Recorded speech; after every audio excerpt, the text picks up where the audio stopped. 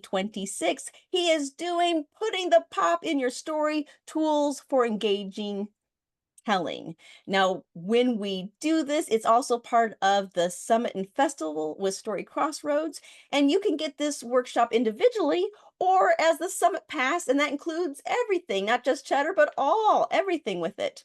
But we want to know more about Cheddar. So I have seen you perform in Mhm. person, and my family has too. And because you are so engaging, you definitely have grabbed their attention and everyone throughout the nation and the world. I am excited for you to teach this. Now, were you always like that as a kid or a teenager, that you were always finding ways to just be that engaging? Or tell me more about this style that you have that you're willing to teach people. Well, thank you for that question. And, growing up, I think I was destined to be a storyteller because of my report cards. I always got straight N's in behavior because the teacher would say, Cheddar talks excessively in class, distracts others from doing their work, and never finishes his work or something to that effect. So I got straight A's and B's, but my parents were like, you need to change your behavior. You're just doing too much in class. So I kind of got being a storyteller naturally. And when I grew up, after college, I worked at a place called Colonial Williamsburg, and we told stories to engage the listeners so that it wouldn't just be dry history information. This person did this person did that. And that's where a lot of the roots of my storytelling came from. So that's where I really developed and got a love for the art to appreciate it.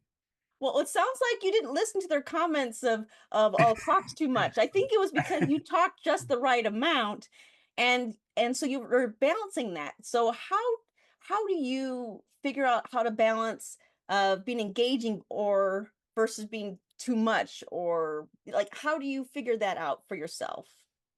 Gauging the audience is one way I do that. Figuring out, what uh, what type of audience I have. If they're more, reserved and quiet, or if they're, active. And it could be in any age bracket, either when you get in front of the audience. I've had opportunity to work with young audiences and do things with kids from ages K through 12. And then I may get a lively senior group as well. So it just depends on the audience and how and what story I'm telling at the time that will, I think, best fit or best engage them for the time period we're together. Well, and these are skills you're teaching that works across any genre of storytelling. I know that you'll give some examples and a lot of great things. Is there anything that you think any attendees could be prepared with just in case before your workshop that you'd recommend?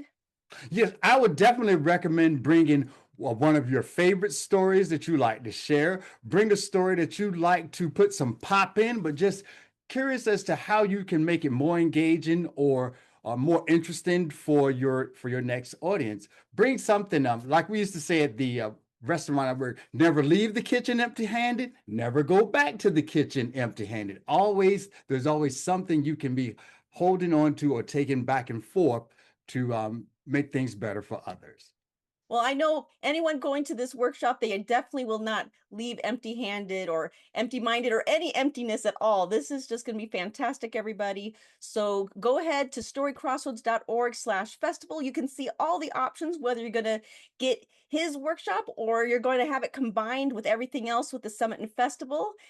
And wow, everybody, we are going to find the pop in our stories until we tell again. Thank